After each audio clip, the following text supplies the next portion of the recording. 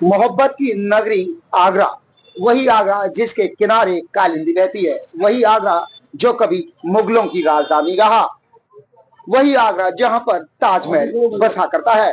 इसी ताजमहल को बनाने के लिए मजदूरों को जो पेठा दिया गया, जिसके चलते वो तपती गर्मी में भी इस इमारत को बनाने में कामयाब रहे।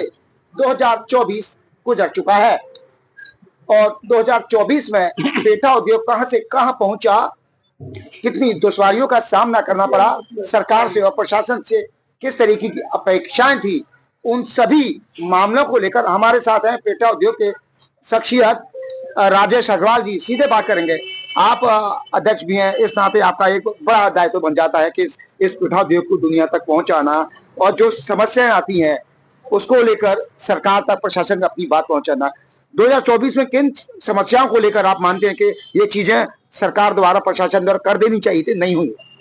देखिए, वैसे तो मैं बताऊं कि व्यापारियों के लिए निश्चित तौर पर इस सरकार ने वैब मुक्त वातावरण देने का पूरा प्रयास किया है, उसमें वो खरे भी उतरे हैं।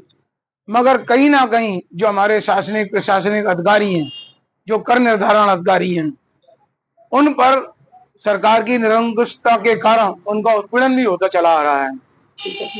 अब जैसे कि आपको मैं कुछ बिंदुओं को बता दूं, चाहे वो नगर निगम के कर के निर्धारण हो, जिनके असेसमेंट 10,000 के आते थे उनके लाखों रुपए के आ गए, वो उस पर ये निरंकुशता है। और अभी जैसे आगरे में आपने एक बात देखी होगी कि दंचांचल गए हुए यहाँ से 10-15 साल हो गए। अब 15 साल के बाद में लोगों के लाखों रुपए के बिल निकाल के दिए जा रहे हैं। जो आदमी 50-50 साल से वहां रह ही नहीं रहा है, उनके बिल निकाल के दे रहे हैं। प्रॉपर्टियां 3-4 जगह स्थानांतरित हो चुकी हैं। वो क्यों निकाले जा रहे हैं? जब वो डिपार्टमेंट ऑफ टोरेंट है, पहले दक्षिणांचल थी, 50 साल तक सरकार कहां से हो रही थी? उनके मालिक बदल गए, उनके सब चीज बदल गए, कहां तक वो किया जाएगा? तो कहीं ना कहीं ये सिस्टम का दुरुपयोग करने के लिए सब चीजें निकाली जा रही हैं। ऐसे इसी प्रकार से अगर ये नहीं रहा तो जनता जमीन पर इन चीजों को लेकर दुखी भी है। हमारे पेठा उद्योग को 1 डिस्ट्रिक्ट 1 प्रोडक्ट की घोषणा की गई थी जब हमारे योगी जी आए थे, उन्होंने यहाँ किया था। और वो आज तक यहाँ पर हमारे को नहीं हुआ है, है ना? तो 1 डिस्ट्रिक्ट 1 प्रोडक्ट में जब पूरे हिंदुस्तान में आगरे का पेठा प्रसिद्ध है, ख्याति प्राप्त है, और वो भी बिना सरकार की किसी मदद के हम लोगों ने उस पटल पर पहुंचा दिया, जिसको कि हमने विश्व विख्यात बना दिया। आज पेठा 1 डिस्ट्रिक्ट 1 प्रोडक्ट में नहीं है तो भी कोई बात नहीं है, मगर भारतीय मिठाई होने का भी गौरव लगता है। आगरे का ये पारंपरिक पौराणिक पेठा, जिसको 3 चीजों से जाना जाता है, ये मिठाई के रूप में नहीं जाना जाता है। हमारे आयुर्वेदिक में भी इसका स्थान है, हमारे धार्मिक अनुष्ठानों में भी इसका प्रयोग किया जाता है। इसकी अपनी एक बहुत बड़ी, इसका अपना एक बहुत बड़ा ग्रंथ है।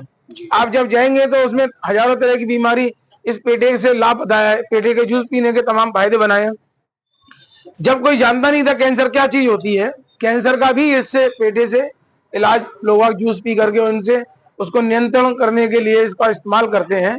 ऐसा भी बताया जाता है कि इसके लिए पेट के लिए, लीवर के लिए, जॉइंटिस के लिए, आंखों की रोशनी के लिए, तो इन सब चीजों के तो इन पे भी शोध हो सकता है। हमारे इस पेठे के आगरे के पेठे को, इसमें एक मेडिकल के क्षेत्र में भी बहुत बड़ा शोध हो सकता है। और हमारे यहाँ धार्मिक अनुष्ठानों में इसका उपयोग होता है तमाम।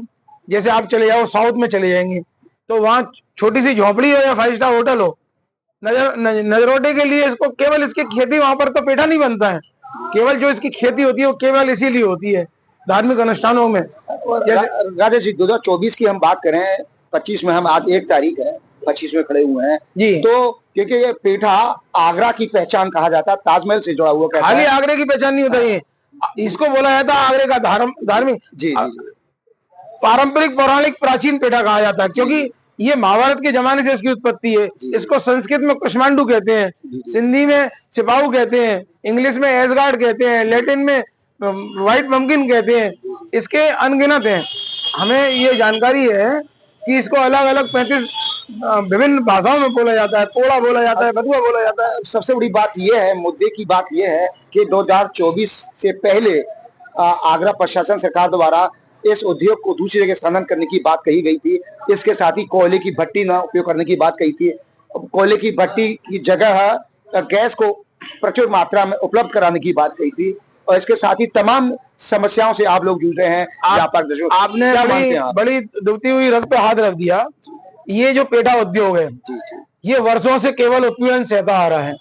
पहले टीडीजेड में आने के कारण यहाँ से सारी इकाइयों को पेठा कोयले के कारण ना चलाने के लिए मजबूर होना पड़ा और यहाँ से सब पलायन होना पड़ा। मगर हमारे सुप्रीम कोर्ट ने यहाँ से व्यापार पलायन न हो जाए, उन्होंने कहा कि व्यापारों को विस्थापित करने के लिए सब्सिडी की गैस दिलाई जाए और सुप्रीम कोर्ट के कहने से कोटा भी फिक्स हो गया और हमारे आगरे की काफी इकाइयों को सब्सिडी की गैस भी मिली।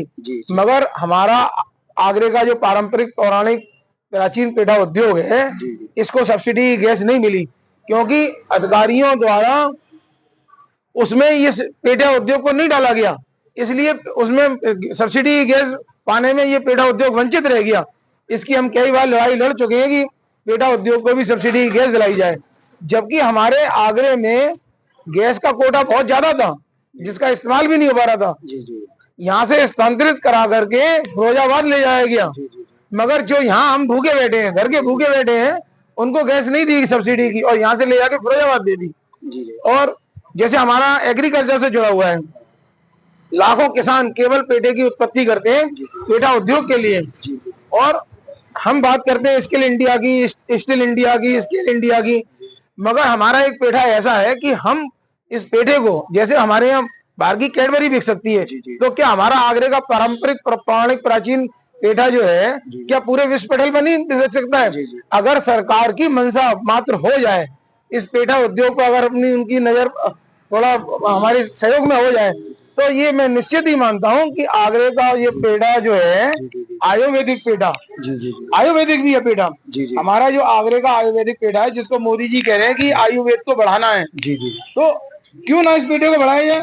पूरे विश्व पटल पर ये हिंदुस्तान की भारतीय मिठाई, जिसको हमने अभी सरकार के माध्यम से प्रयास किया है कि हमको इसको जीआई में करा दें और पेटेंट कराने की बात हुई है, हमने ये दाखिल भी कर दिया है और हियरिंग में पड़ा है। अगर भगवान ने चाहिए और सरकार ने थोड़ा सा हमारी मदद करी तो अगर ये पेटेंट भी जल्दी हो गया तो एक बहुत बड़ी उपलब्धि हो जाएगी, बहुत बड़ी उपलब्धि होगी अगर ये पेठा पेटेंट होता है। अब देखना होगा कि जिस तरीके से राजेश जी ने पेठा उद्योग को लेकर चिंता व्यक्त की है, क्या सरकार से बहुत निश्चित थी कि पिछली सरकारों ने इस पेठे को कर मुक्त करने की बात कही थी, क्योंकि ये गरीब की, मजदूर की, पूरे हिंदुस्तान की सबसे सस्ती मिठाई है, तो इसको कर मुक्त कर दिया जाए। क्योंकि ये जो इतना सस्ता पेठा है और एनर्जिक, पौष्टिक, पूरा ये गरीबों की मिठाई जिसको हम बोलते हैं, इसको तो कम से कम कर मुक्त कर देना चाहिए।